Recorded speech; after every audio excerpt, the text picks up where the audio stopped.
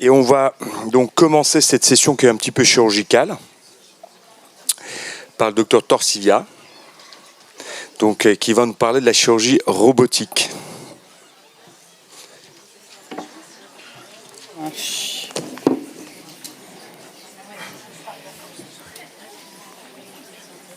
J'essaie de comprendre. Bonjour tout le monde. Merci pour l'invitation à parler de l'utilisation du robot et un peu de ce qui dit la littérature aujourd'hui sur l'utilisation de robots en chirurgie bariatrique. En conflit d'intérêts, je suis procteur pour Intuitive Surgery, pour la chirurgie bariatrique. La chirurgie robotique, c'est un peu une évolution de la chirurgie cœlioscopique pour la bariatrique.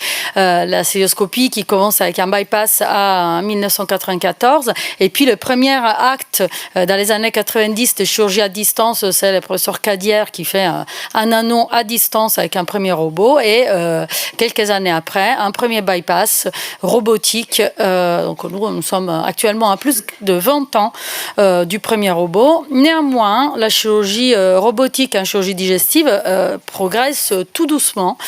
C'est les gynécologues et les urologues qui ont plutôt démarré, qui ont été pionniers. Et la chirurgie digestive, depuis à peu près une dizaine d'années, commence à augmenter ses cas en chirurgie en robotique et donc le bariatrique suit.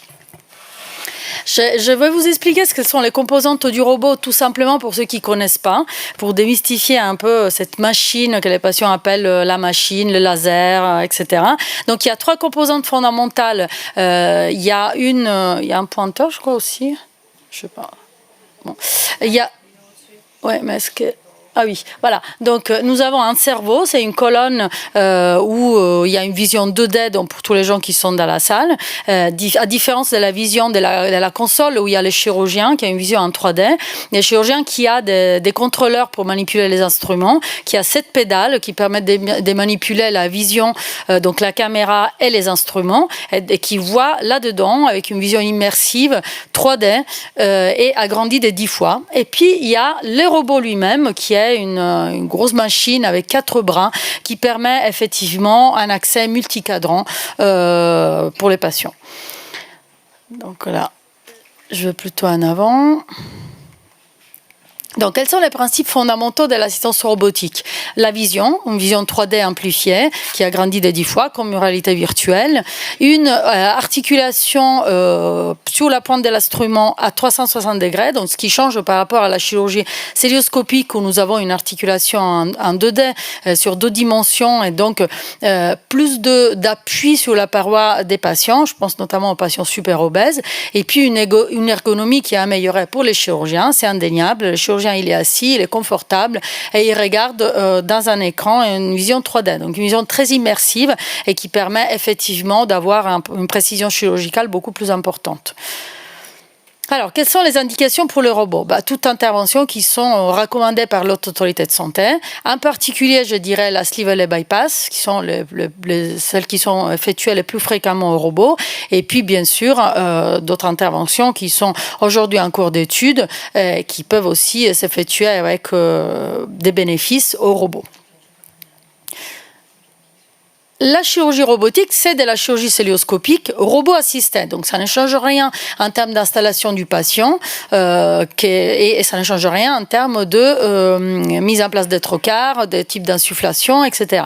C'est de la chirurgie cœlioscopique, donc de la chirurgie mini-invasive, qui en plus a une assistance robotique, ce qui permet d'avoir une gestuelle de chirurgie ouverte, donc avec nos mains, dans un environnement qui reste mini-invasif.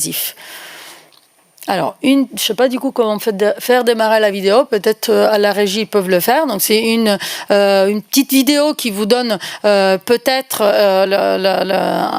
la sensation qu'on peut avoir quand on opère en chirurgie robotique. On n'a pas des retours de force, donc en fait on fait du tricot avec nos mains parce qu'on n'a pas les retours de force qu'on a en chirurgie cœlioscopique, donc il faut qu'on soit délicat, mais on peut tout faire, on peut agrafer, on peut suturer avec beaucoup plus de facilité, je dirais, qu'en chirurgie cœlioscopique.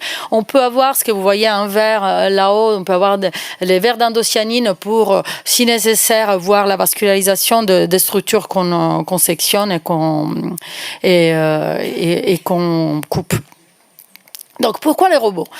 Les robots, si on commence par le patient, le robot permet probablement moins de douleur. Tout ça, alors ça c'est à démontrer, mais ce qui est sûr, c'est qu'on peut opérer au robot avec moins de pression d'insufflation, avec une précision chirurgicale qui est plus importante. Et ce que je vous disais tout à l'heure, l'instrumentation articulée sur la pointe de l'instrument à 360 degrés permet de forcer moins sur la paroi du patient, notamment pour les patients super obèses qui ont une paroi très importante, et donc d'avoir des douleurs post-opératoires moins importantes. Est-ce que la précision chirurgicale donne moins de complications?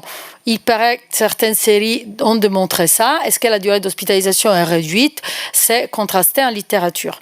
On va voir ce qu'il dit la littérature donc, sur l'American College of Surgeons, sur une grosse base de données, une étude qui est rétrospective et qui compare la chirurgie cœlioscopique et la chirurgie robotique. Une mortalité à 90 jours qui est moindre, une durée d'hospitalisation qui est similaire pour le robot et pour la chirurgie cœlioscopique, avec une mortalité globale pareille, similaire, mais avec une durée opératoire qui augmente de 30%, notamment pour des études qui sont comme ça comparatives, rétrospectives, donc avec des gros chiffres en chirurgie cœlioscopique et des chiffres relativement moins importants en chirurgie robotique, dont des chirurgiens qui sont plus expérimentés en chirurgie robotique, cœlioscopique.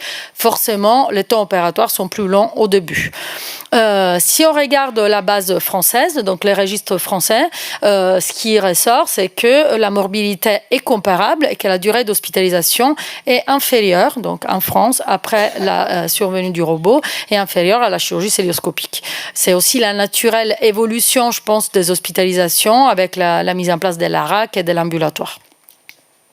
Si on regarde la chirurgie de révision, les niveaux d'épreuve aujourd'hui insuffisants pour dire s'il y a une vraie différence entre la chirurgie robotique et cœlioscopique.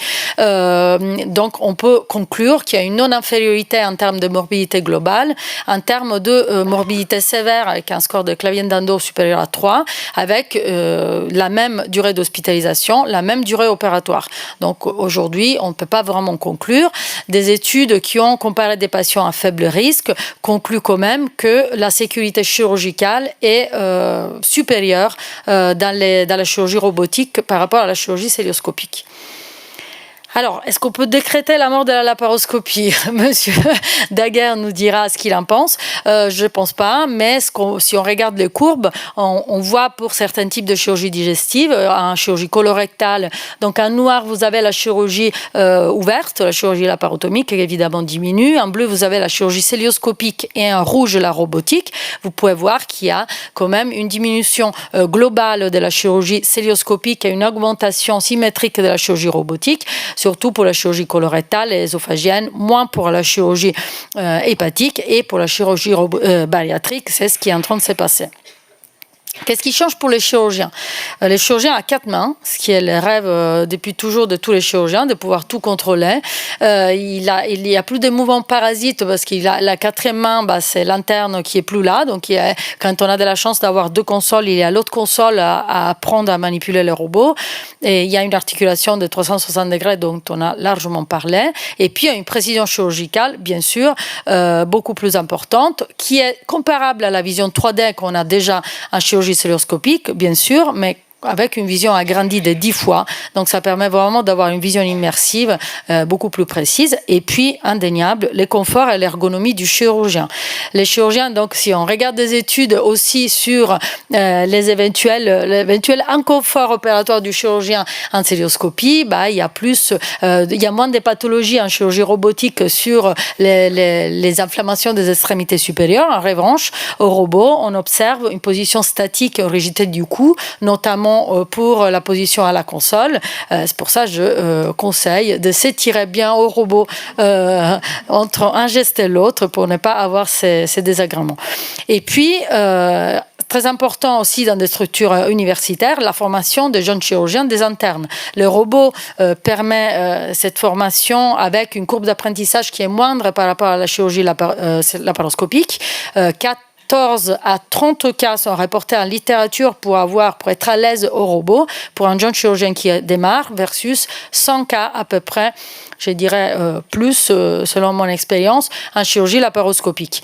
Toutes les études rapportent l'importance du simulateur. Donc aujourd'hui, on peut effectivement utiliser les simulateurs qui est très performant. On n'a plus du tout besoin de torturer des animaux pour se former en chirurgie. Et les chirurgiens peuvent se former aujourd'hui en France au DU de chirurgie robotique. L'AFC qui organise des formations pour les chefs des cliniques. Et à l'IRCAD, à Strasbourg, il y a une plateforme qui permet de se former au robot sur des simulateurs. Qu'est-ce qui change pour les infirmières? Les infirmières sont très contentes d'être robots parce que c'est un vrai challenge professionnel. Ils sont sur le champ opératoire, ils sont aides opératoires, chose qui n'est pas possible forcément en chirurgie cœlioscopique, pas tout le temps. En tout cas, moi j'opère au robot avec un infirmier sur le champ et puis personne d'autre. Donc il est très content de pouvoir un peu toucher et opérer. Ça demande une formation spécifique et en général, c'est pour la structure assez alléchant. Qu'est-ce qui change pour la structure? Les robots, c'est une excellence thérapeutique qui peut être utilisée de façon multidisciplinaire.